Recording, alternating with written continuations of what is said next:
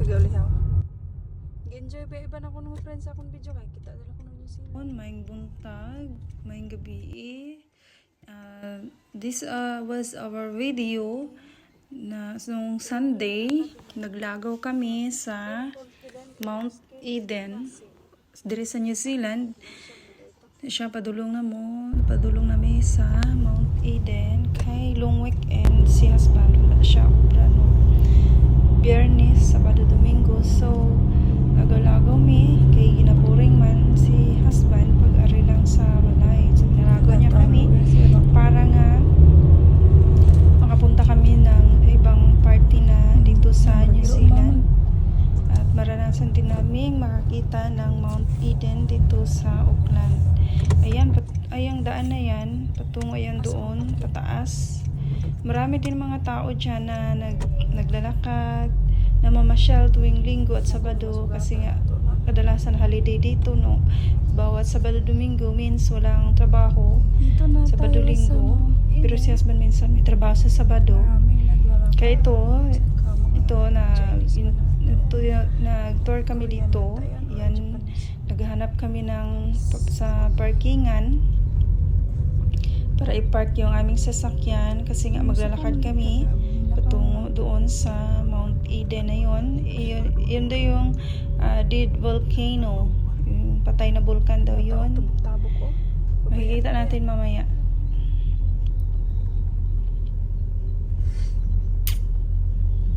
Ayan, binabaybay namin ang daan. Meron din mga sasakyan na nakapark doon pero konti lang kasi nga maliit lang yung parkingan. Kung napapansin nyo minsan yung camera ko nilalagay ko sa gilid kasi nga pag may sasakyan sa harap hindi ko na nilalagay ang camera kasi mahagip ko yung kanilang plate number. Hindi ako marunong mag-blur ng plate number nila pag na-upload ko ng video kaya iniiwasan ko na lang na mahagip ng aking camera. Ito na yun ang ganda. Marami mga iba-ibang lahi dyan. Kadalasan talaga makikita namin mga Chinese. Mayroong mga Chinese, mga Indians, sa mga New Zealander. Maraming mga tao dito. Pababa, paakyat sila. Free lang nga dito, walang entrance fee. Free lang yung mag-vlog ko. masyal dito. Mamasyal dito sa New Zealand, free lang talaga, wala kang babayaran kasi pag-ari ng government. Ayan na, naglalakad na kami patungo doon sa taas. Medyo malayo-layo din yung lalakarin namin. Tugnaw. So medyo napapagod ay yung naka-pink, yan, napagod na yan siya, nagutom kasi hindi nag-breakfast, kaya ayan.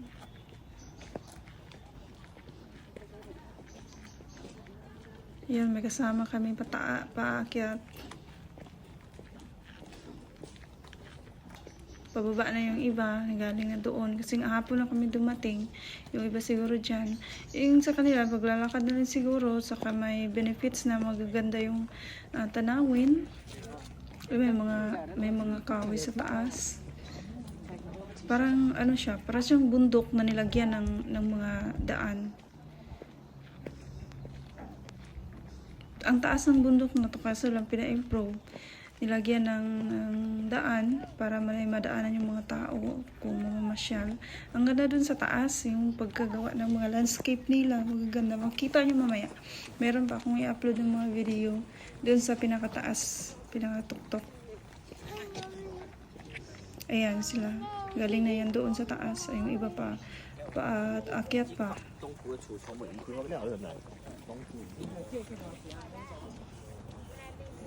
Yan, may mga damo. Ang ganda tingnan. Sa baba naman, mayroong mga bahay. Yun. Mount Eden, yung tawag dito.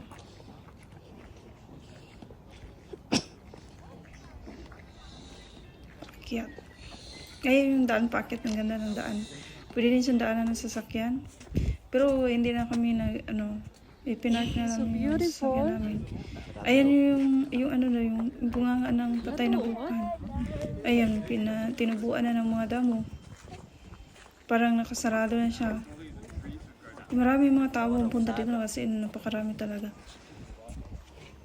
Hindi naman masyadong marami, pero marami siya. Waheta po. Marami sila. Marami pong pumunta dito. Sacred site. Na-enjoy sa view. Ganda talaga ng view.